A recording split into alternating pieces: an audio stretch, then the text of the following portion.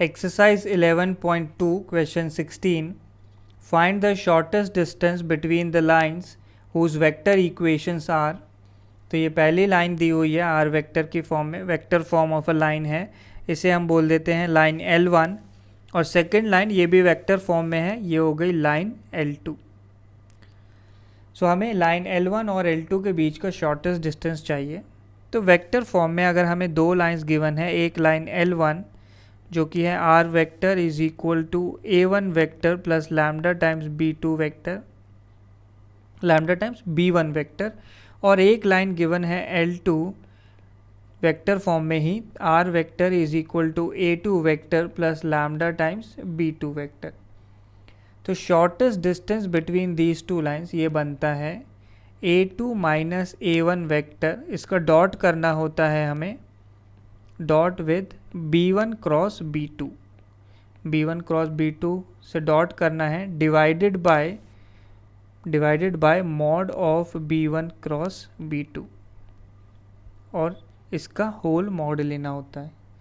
So clearly यहाँ पे हमारी जो लाइंस हैं ये पैरेलल लाइंस नहीं हैं, क्योंकि जो लैम्डा के साथ वाला टर्म है, लैम्डा और म्यू के साथ, इनके जो डी आर्स हैं वो प्रोपोर्शनल नहीं है। तो हम सीधे स्क्यू लाइंस का ही फॉर्मूला लगा सकते हैं।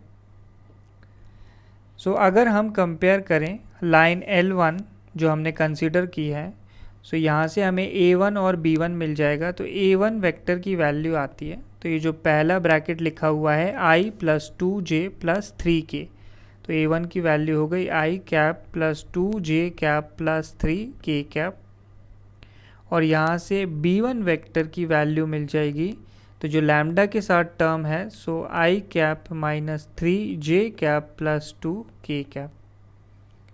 तो A1 B1 मिल गए। ऐसे ही लाइन L2 से कंपेयर करके हमें A2 और B2 मिल जाएंगे। So from line L2 A2 की वैल्यू आती है 4I cap plus 5J cap plus 6K cap, ये A2 हो गया। और B2 वेक्टर जो म्यू के साथ ब्रैकेट में लिखा है, तो ये हो गया 2I plus 3J plus K।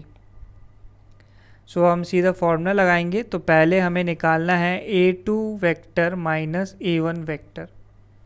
तो A2 है 4I plus 5J plus 6K, इसमें से हमें A1 की वैल्यू सब्ट्रैक्ट करनी है।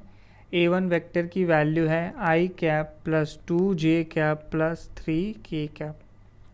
तो ये सब्ट्रैक्ट करके आ जाएगा 4 माइनस 1, तो ये हो गया 3I कैप, 5 माइनस 2, तो ये हो गया 3J कैप, और 6 माइनस 3, तो ये हो गया 3K कैप। तीनों कोफिशिएंट्स 3 आ गए। नेक्स्ट हमें निकालना है B1 क्रॉस B2 वेक्टर। तो B1 क्रॉस B2 किया तो ये बन जाएगा, पहली रो में हमें I J K लेना होता है डिटर्मिनेंट में, सेकेंड रो में B1 के कोफिशिएंट्स आएंगे। तो B1 के कोफिशिएंट्स हैं 1 माइनस 3 एंड 2, और सेकेंड रो में B2 के कोफिशिएंट्स आएंगे जो हैं 2, 3 एंड 1। इस डिटरमिनेंट को एक्सपैंड करेंगे तो ये बनेगा I cap into, so minus 3 into 1 minus 3 into 2, तो ये हो गया minus 3 minus 6, minus J times, तो 1 इंटू 1, तो 1 माइनस 2 इंटू 2, तो 4, सो 1 minus 4 plus K cap into, तो 1 इंटू 3 हो गया 3 माइनस ऑफ 2 इंटू माइनस 3, तो ये बन गया 3 प्लस 6।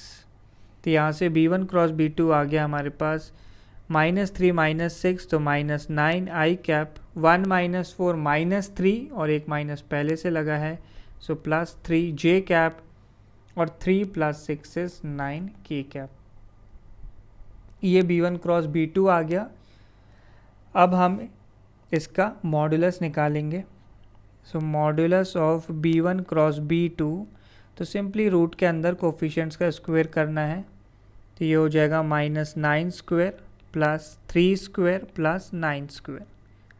तो ये 9 माइनस 9 स्क्वायर 81 प्लस 9 90 प्लस 81 करना है। सो इसको इस तरीके से एवेल्यूएट करने से अच्छा हम ऐसा करते हैं, इसमें से 3 स्क्वायर हम कॉमन ले लेंगे। सो 3 स्क्वायर कॉमन लिया तो बाहर आ जाएगा 3, रूट के अंदर यहाँ बचेगा -3 square plus 1 square plus 3 square. तो ये हो गया 3 इंटू रूट ऑफ -3 स्क्वायर, यानी ये वैल्यू हो गई 9 प्लस 1 प्लस 9। अब काफ़ी सिंप्लीफाइड हो गया है, तो ये बन गया है 3 रूट ऑफ 19। सो हमें शॉर्टेस्ट डिस्टेंस के फॉर्मूले में अब सारी वैल्यूज़ पुट करनी है। तो फॉर्मूला होता है mod of A2 vector minus A1 vector, इसका dot with B1 cross B2 divided by B1 cross B2 का मॉड्यूलस। तो पहले अब हमें A2 माइनस A1 का डॉट करना होगा B1 क्रॉस B2 के साथ। तो A2 माइनस A1 की वैल्यू आई थी 3i plus 3j plus 3k, तीनों कोफिशिएंट्स 3 थे। इसका डॉट B1 क्रॉस B2 के साथ, B1 क्रॉस B2 आया था -9i plus 3j plus 9k। तो ये ऊपर डॉट आ जाएगा, नीचे मॉड्यूलस आ गया है 3 रूट 19 और इसका होल मॉड्यूलस लेना होगा। तो ये वैल्यू बनती है, सो 3 इंटू -9 हो जाएगा, तो ये हो गया -27 प्लस 3 इंटू 3 ये हो गया 9 प्लस 3 इंटू 9 ये हो गया +27 अपॉन 3 रूट 19 इसका मॉड।